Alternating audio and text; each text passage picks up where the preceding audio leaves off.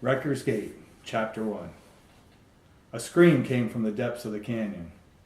General Wolf Rome held up a hand, and the 40 mounted soldiers strung out on the ridge behind him came to a halt. He stared down into the narrow canyon and swore softly. "So they got Miles after all," he said bleakly. Miles was their scout. Rome turned to look at the man riding behind him. Tall and lean, with a narrow hatchet face and a perpetually sour look, Qualock was his oldest friend. They'd grown up in the slums of Karath together, and they joined the army together more than 15 years ago. "Now they're using him as bait to draw the rest of us into their ambush," Rome said. Qualock didn't meet his gaze. He wasn't much for direct eye contact. "It's what I would do."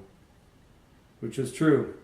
Qualock was ruthless. When it came to a fight, all that mattered was winning, whatever it took. The canyon was a sharp gash cut deep into the sandstone, sheer cliffs making it inaccessible for most of its length. But below them the cliffs had collapsed, providing a way in, though a treacherous one that was little more than a long scree slope of loose stones. A turn in the canyon made it impossible to see the wounded man. Behind them the other soldiers sat their mounts uneasily, their heads turning, eyes moving, watching. Towering sandstone buttes and mesas lay in every direction. They were 3 days deep in Croden territory. Every man there knew the axe was going to fall. It was just a matter of when. There was another scream from the depths of the canyon, fading slowly. "What do you think, Qualock?" Rome asked. Qualock shrugged. "We go back." "I can't do that," Rome said. "You know what the Croden do to their prisoners." "Then why did you ask?" "I fought beside the man, Qualock. I led him in here. I can't just leave him to die. You know that." "So do they," Qualock replied. He gave Rome a sidelong glance, then quickly turned his face away. "We're going in." Rome turned in the saddle and spoke to the men he led. "Look sharp." Some faces registered fear, but on most there was only resignation mixed with bleak approval. Each man there knew if he was in Miles' place, he'd want Rome to make the same decision. Not only that, he'd count on it. Rome took care of his men. Rome drew the battle axe that hung on his saddle and started down into the canyon, his horse picking its way carefully through the loose rock. He entered the canyon knowing that the orders he followed, the orders that sent him deep into enemy territory with an insufficient force, were not about running down one troublesome band of Croden raiders. No, those orders were all about making sure one man died. And that man was Wolf Rome. It all started about a year earlier when General Rome was summoned to a meeting with King Rix, his chief advisors, and a handful of the most powerful nobles of Karath. Rome hated those meetings. They were one of the worst parts about his rank. Full of overdressed, preening bootlickers. None of them had a lick of real military experience. All of them came from wealth and privilege, their ranks purchased rather than earned. Rome had risen to the rank of general 2 years earlier, when Karath was embroiled in yet another of the seemingly endless wars against Thrykill, her neighbor to the south.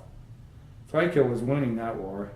They broke the gates of Karath and they were pouring into the city in a flood when Rome rallied the broken Karathian army and drove the invaders out. The city witnessed the act and her citizens raised Rome to the status of legend overnight. King Rix had no choice but to promote Rome to general, though he clearly hated doing so. When Rome got the summons from the king, he was on the practice field drilling his men. He handed his practice axe to the sergeant and went straight away, not bothering to change clothes or clean up. The order came and he answered it. It was who he was. The contempt in the nobles' eyes when he entered the opulent room in the palace was palpable. They resented the rise of this commoner into their ranks. Eyes rolled and noses wrinkled as they held perfumed kerchiefs to their faces. Rome had a thick beard and wild, bushy black hair that seemed to sprout everywhere. He'd been sweating and he stank. He knew that and he didn't care. Offending their delicate sensibilities was one small way for him to jab them back. It wasn't much, and it didn't make up for the 100 petty humiliations they visited on him whenever they could, but it was something. There was no chair for him, of course, so he stood against the wall, his arms crossed over his chest, as Rix began to speak. "We are going to war with Thrykill," Rix said without preamble. The nobles smiled. They congratulated the king and each other. There was talk of reclaiming Karath's honor, talk of glory to be earned. Every bit of it sickened Rome. Not a man there would actually face another man across a blade. They would command from the rear as they always did, looking like brightly colored birds in their useless, cumbersome, ornate armor and weapons, watching as real soldiers and conscripts died. As a soldier, Rome understood that soldiers died, but he hated when they died for no reason. Suddenly, he had had enough. "What is it this time, Rix?" he growled, pushing away from the wall and advancing on them. He did not miss the way they shied away from him. Though he carried no weapon, his armor spoke of heavy use and calculated violence. Did his ambassador fail to bow low enough in the court? "Or are you just bored with your wives?" he said. The room went deathly still while King Rix's color slowly turned from white to purple. "What did you just say to me?" he said in a strangled voice. "You heard me," Rome said harshly. He was surprised to feel a twinge of regret. He should have listened to Quailoch. There was going to be a heavy price to pay for this. But it was too late now. He was committed, and he might as well go through with it. "You sit here and talk of war and glory.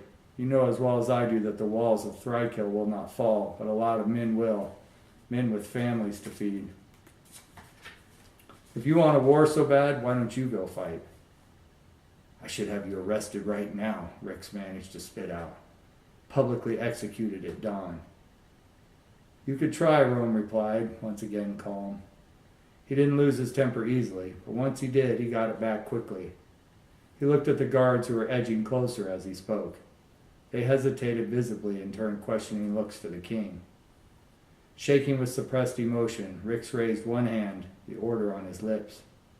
But the order didn't come, and slowly he regained control of himself. Every man in the room knew what would happen if he tried to have Rome publicly executed. There would be riots in the streets. The army itself might turn on him. "This is not done," Rix said at last. "No," Rome agreed.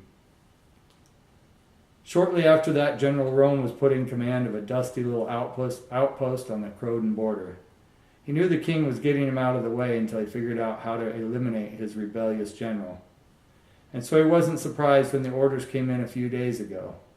He was to lead his meager force of men in pursuit of Trakar Kurnash and his band of raiders. They were to kill Kurnash and send his head back to the king in Karath. No matter what it took, failure was not an option. "So that's it then."